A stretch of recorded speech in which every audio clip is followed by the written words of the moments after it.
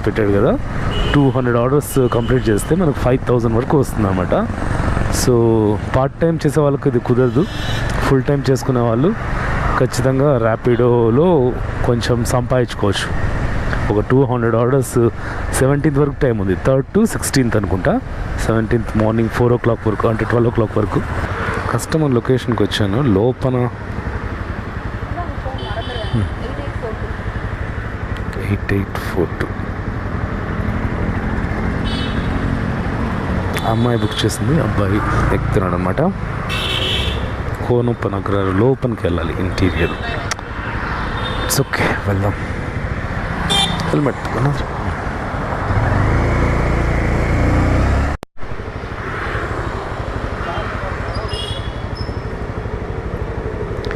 41